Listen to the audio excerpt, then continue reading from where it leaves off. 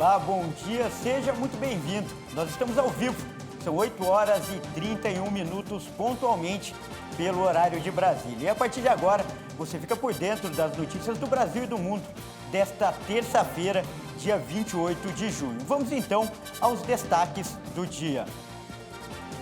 Olha aí, um incêndio na Santa Casa de Belo Horizonte deixa 2 pessoas mortas.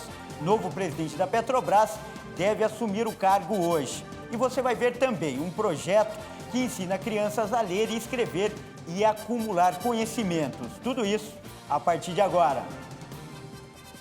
E a gente já começa com essa notícia muito triste. 2 pessoas morreram após um incêndio na Santa Casa de Belo Horizonte na noite desta segunda-feira. Segundo a assessoria de imprensa da instituição, as vítimas não tiveram queimaduras no corpo.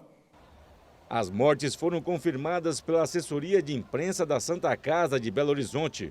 O fogo atingiu o 10º andar da unidade de saúde.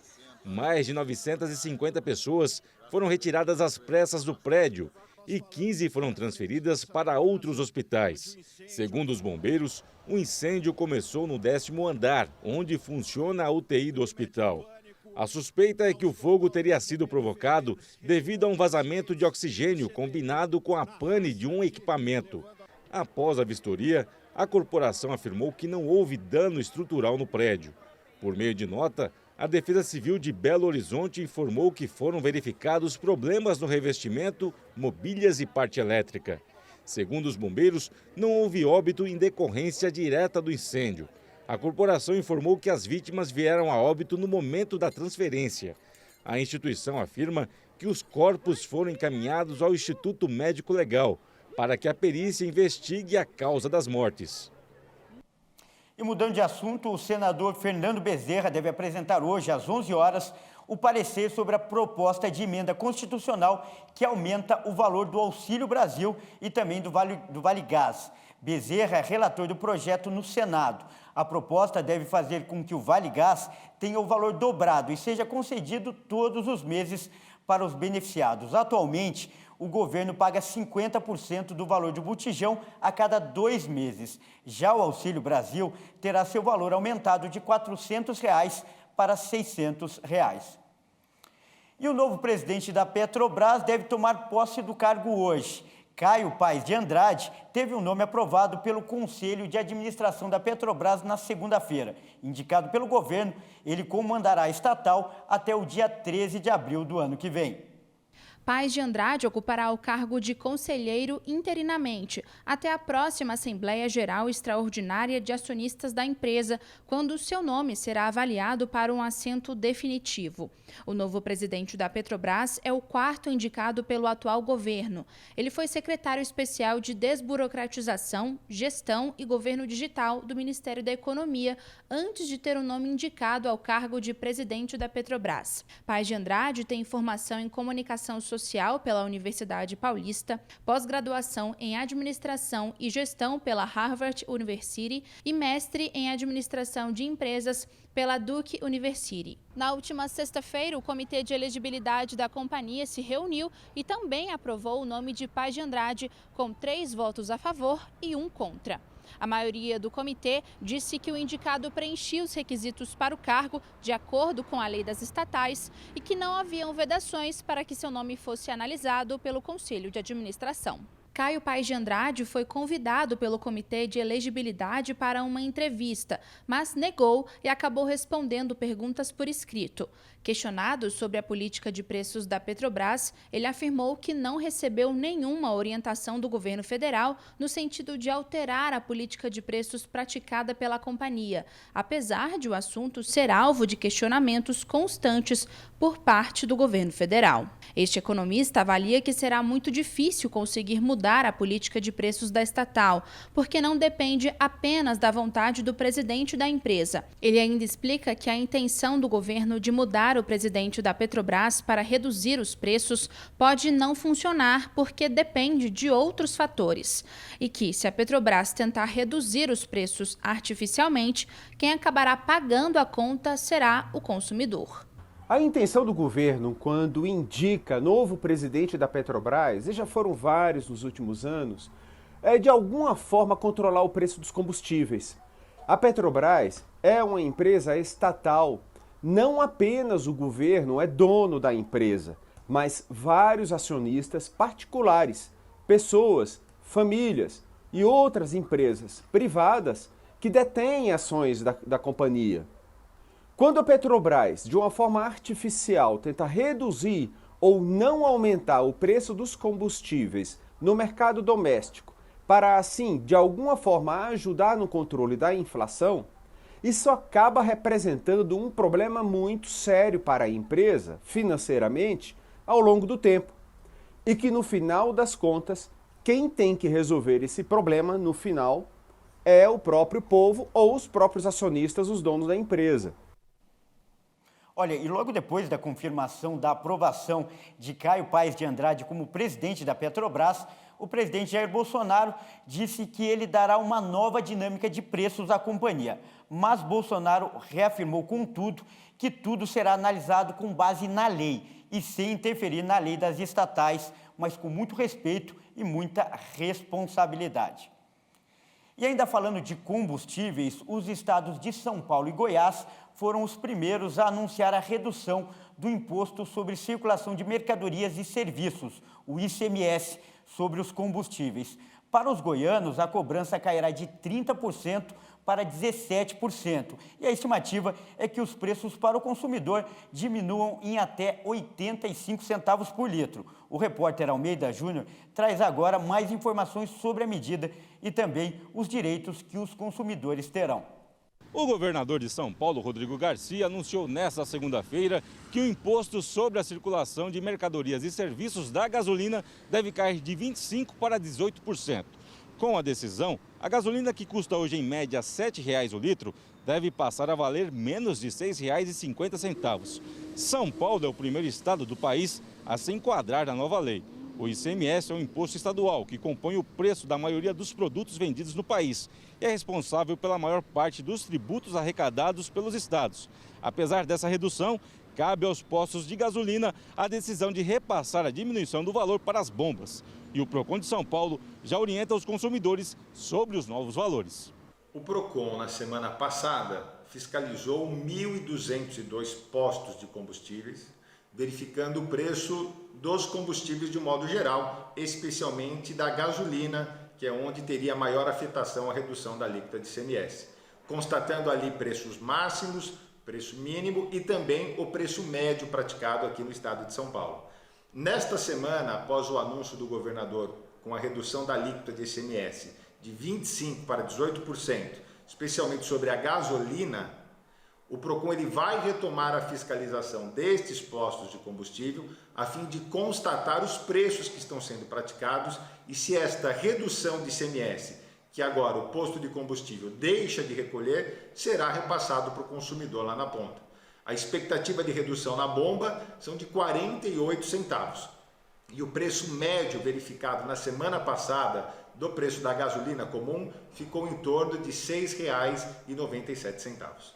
O Procon vai divulgar ao consumidor o valor máximo e mínimo encontrado, bem como a média, antes da redução do ICMS, e esses mesmos indicadores, posteriormente agora nessa semana, com a redução do ICMS, de modo que o consumidor possa ter um controle, inclusive na sua cabeça, na hora que for abastecer o seu veículo, se o valor que está sendo cobrado está dentro da média de mercado, inclusive com a redução do ICMS. Estima-se que o valor do litro da gasolina médio fique em torno de R$ 6,50, daí para baixo. Olha, e já começaram as inscrições para a segunda fase do SISU, que é o Sistema de Seleção Unificada deste ano. Os interessados devem consultar as vagas oferecidas no site acessounico.mec.gov.br. Quem quiser uma vaga no ensino superior em uma instituição municipal, estadual ou federal, terá até o próximo dia 1º para conferir o curso oferecido e fazer a inscrição, que vai de 13 a 18 de julho. E olha só, um novo modelo de passaporte que conta com uma tecnologia antifraude foi lançado ontem pelo governo federal. A capa do passaporte tem uma nova estilização da bandeira do Brasil. Também foram criadas novas marcas d'água com ilustrações diferentes que representam a flora e a fauna dos principais biomas. Outra novidade do modelo são os fundos invisíveis fluorescentes. A página de identificação também foi atualizada e agora conta com uma imagem da foto do cidadão em preto e branco. Segundo o governo, o novo passaporte tem tecnologia antifraude e sua validade será de 10 anos e começará a ser produzido pela Casa da Moeda em setembro. No lançamento também foi entregue a primeira remessa da nova carteira de identidade, que substituirá as carteiras de RG. Com este documento, o CPF vai servir como identificação única dos cidadãos. A gente muda de assunto agora para falar de pandemia. Há 5 dias que a média móvel de casos de Covid-19 permanece com tendência de alta aqui no Brasil. Já são contabilizadas ao todo cerca de 670 mil vítimas da doença. Vamos aos números. O Brasil confirmou mais 127 mortes por Covid-19 em 24 horas. Desde o início da pandemia, já são 670.532 vítimas da doença. Em um dia, foram registrados 51.678 novos casos de Covid-19. Ao todo, já são 32.130.316 diagnósticos confirmados. Com tendência de alta e variação de 20% em relação a 2 semanas, a média móvel de mortes chegou a 196 vítimas diárias. Já a média de casos, na última semana, foi de 53.693 registros por dia. Esses dados mostram uma tendência de alta com variação de 24% em relação a 2 semanas. Olha, segundo o Ministério da Saúde, os estados do Ceará e do Espírito Santo não atualizaram os números. E a vacinação contra a Covid é o assunto agora, já que o Brasil tem mais de 452.218.000 doses aplicadas. Vamos entender melhor o avanço olhando o nosso vacinômetro. Os dados são do Ministério da Saúde e também das secretarias estaduais de saúde. A primeira dose foi aplicada em 84,04% dos brasileiros. Já a segunda dose em 79,04% das pessoas. E a primeira dose de reforço em 48,92% da população. Entre as crianças, 63% delas tomaram a primeira dose da vacina contra a Covid e mais de 38% estão totalmente imunizadas. E por falar em vacina, quase 20 milhões de mortes foram evitadas no mundo todo em razão da vacinação contra a Covid-19. Os dados foram divulgados pela revista Lancet. Um ano após países do mundo todo realizarem campanhas de imunização, o número de óbitos por Covid foi reduzido em menos da metade. De acordo com dados divulgados na revista Lancet, foram 19.800.000. Sendo que mais de 15 milhões foram pela ação dos imunizantes que inibiram sintomas graves da Covid e outros 5 milhões, indiretamente, com a redução da transmissão da doença que impediu a sobrecarga dos sistemas de saúde. Em países ricos, que iniciaram a vacinação primeiro que países subdesenvolvidos, 12 milhões de vidas foram poupadas. Com a COVAX, criada para fornecer vacina para países mais pobres, foram quase 8 milhões de vidas salvas. Outras 600 mil poderiam ter sido se a meta da Organização Mundial da Saúde de vacinar 40% da população de cada país com 2 ou mais doses até o final do ano tivesse sido atingida. O impacto da vacinação sofreu alterações ao longo do tempo e em diferentes áreas do mundo conforme a pandemia avançava. No primeiro semestre de 2021, o maior número de mortes evitadas ocorreu em países de baixa renda, resultado da onda da variante Delta proveniente da Índia. Já no segundo semestre, o vírus se espalhou com maior facilidade em diferentes continentes em razão da flexibilização de restrições de viagens. E veja a seguir, o presidente da Rússia garante que o fornecimento de fertilizantes para o Brasil não será interrompido. E você vai ver também um projeto que ensina crianças a ler, escrever e acumular conhecimento. Tudo isso daqui a pouco.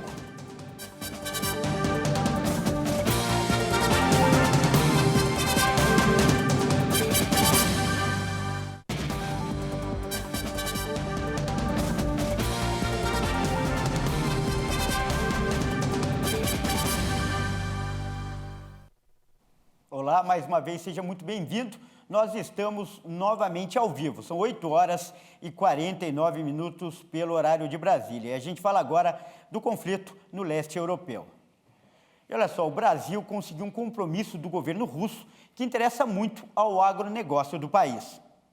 Durante telefonema nesta segunda, o presidente da Rússia, Vladimir Putin, garantiu ao presidente do Brasil, Jair Bolsonaro, o compromisso de enviar fertilizantes ao Brasil, segundo um comunicado do Kremlin. Putin ainda disse que a Rússia está empenhada em cumprir suas obrigações.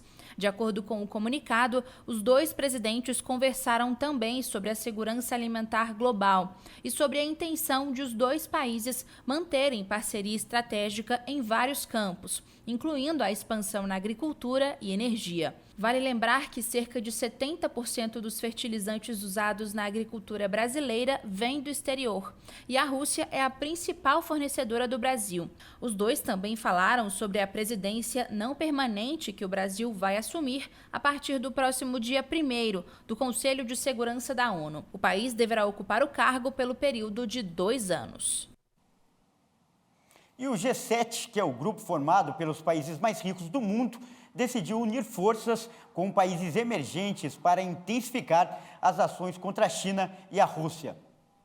Para isso, convidou 5 países emergentes, entre eles Argentina, África do Sul e Índia, para o encontro que está sendo realizado na Baviera. Para o anfitrião da cúpula, o chanceler alemão Olaf Scholz, esse convite deve mostrar que a comunidade de democracias não se reduz ao Ocidente e aos países do hemisfério norte. Em um G7 dominado pela guerra da Rússia contra a Ucrânia, mas também pelas crises climática e alimentar, dialogar com esses países essenciais que têm papéis de líderes regionais é algo positivo, explicou a agência France Presse Thorsten Brenner, diretor do Centro de Análise Global Public Policy Institute. Mas esse convite aos países que somam mais de 1,7 bilhão de habitantes obedece a outros desafios estratégicos, 5 meses depois da invasão russa à Ucrânia. O G7 deseja, na verdade, atrair para seu campo Índia, Senegal e África do Sul, que se abstiveram durante o voto de uma resolução da ONU condenando o ataque russo. Também são cortejados pelo presidente russo Vladimir Putin. E diversas pessoas foram encontradas mortas dentro de um caminhão no Texas. As suspeitas são de que eram imigrantes que tentaram passar ilegalmente pela fronteira entre os Estados Unidos e o México. Dezenas de pessoas foram encontradas mortas em um caminhão nesta segunda-feira nos Estados Unidos. O veículo estava perto de San Antonio, no Texas. Esse tipo de caminhão é frequentemente usado por imigrantes irregulares que entram nos Estados Unidos. San Antonio está localizada a 240 quilômetros da fronteira com o México. Segundo a imprensa local, o número de mortos passa de 40. E um trem com mais de 250 passageiros descarrilou no estado do Missouri, nos Estados Unidos, após colidir com um caminhão. De acordo com as autoridades locais, pelo menos 3 pessoas morreram e dezenas ficaram feridas. O descarrilamento ocorre um dia depois que outro trem, operado pela Amtrak, colidiu com um veículo de passageiros em um cruzamento ferroviário na Califórnia, resultando em 3 mortes. No local não tinha guardas e um oficial de bombeiros local disse que não era incomum haver acidentes na região. Imagens compartilhadas nas redes sociais mostraram pelo menos 5 vagões virados de lado próximo a um milharal, com passageiros saindo pelas janelas e portas. O governador do Missouri, Mike Parson, postou o seguinte em uma rede social após o acidente: "Estamos tristes ao saber do descarrilamento do trem Amtrak em Chariton County esta tarde." Parson disse ainda que o Departamento de Segurança Pública do Missouri, os soldados da Patrulha Rodoviária Estadual e outros funcionários de gerenciamento de emergência estão respondendo para ajudar as vítimas, além de pedir aos moradores que se juntem em oração por todos os afetados. O vazamento de um gás tóxico após o acidente com um guindaste no porto de Aqaba, que fica na Jordânia, causou a morte de várias pessoas e deixou outras 260 feridas. Várias pessoas morreram e mais de 260 ficaram feridas nesta segunda-feira na Jordânia, após um grande cilindro com gás tóxico despencar de um guindaste em uma embarcação atracada. Essas imagens mostram o momento da explosão. Depois do impacto, uma nuvem amarela se formou imediatamente, enquanto as pessoas tentavam fugir. O porto da cidade de Aqaba, um dos principais do Mar Vermelho, é o único porto marítimo do Reino Hashemita, por onde passa a maioria das importações e exportações jordanianas. O primeiro-ministro jordaniano Bisher al-Qassauné foi até o local. Segundo as autoridades, o cabo de ferro que carregava um cilindro com uma substância tóxica se rompeu, o que causou a queda e o vazamento do produto químico. Os feridos foram levados para 2 hospitais públicos, um hospital privado e um hospital de campanha.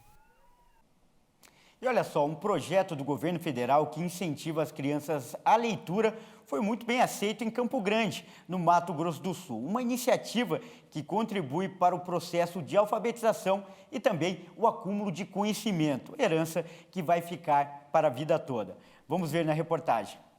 Uma vez por semana, a Rosana vem à casa da Gabriela conversar sobre o desenvolvimento da Sofia. A família é assistida desde 2017, quando o programa Criança Feliz foi criado e a caçula ainda nem era nascida. Quando ela estava gestante, eu já atendia a Gabriela, trazendo atividade de acordo com a gestação. Na capital, 864 famílias com filhos até 6 anos estão cadastradas no programa que visa o fortalecimento de vínculos e o desenvolvimento integral das crianças na primeira infância. Ele é uma iniciativa do governo federal, em parceria com os estados e com os municípios. No município de Campo Grande, ele iniciou em outubro de 2017. O objetivo do programa é o desenvolvimento integral da criança, fortalecer os vínculos e fortalecer também o papel da família, enquanto proteção, cuidado e educação. Na última visita à casa da Gabriela, a Rosana trouxe um presente que a Sofia adorou. São historinhas para serem lidas com a mamãe, o papai e os irmãos. Estava ventando? Tá ventando. Forte? Todas as famílias atendidas pelo programa Criança Feliz em Campo Grande vão receber o kit de literacia, que contém 20 livros infantis e materiais educativos para os cuidadores. E o município de Campo Grande foi contemplado e recebeu 864 kits para atender essas famílias. A Gabriela organizou a sua rotina para colocar em prática o que aprendeu com a Rosana e com o material didático que ela trouxe para a família. Eu, tiro esse período da tarde para estar brincando com eles 3 e fazendo essas atividades. A dona de casa atribui o bom desenvolvimento dos filhos à ajuda que recebe do programa. Ele consegue fazer as atividades super rápido, a professora sempre me parabeniza sobre ele, porque ele consegue ajudar o outro colega a fazer a atividade. A família que tiver interesse em participar do programa Criança Feliz, ela pode estar procurando o CRAS de referência do seu território. Ela tendo na sua composição familiar, gestante ou crianças de 0 a 6 anos, ela será incluída neste programa. É como está escrito na Bíblia: conhecimento vale mais que ouro e prata. Esta edição fica por aqui. Eu agradeço demais por sua companhia e convido a continuar ligado em nossa programação, porque às 10 horas eu volto com mais notícias para você. Até mais!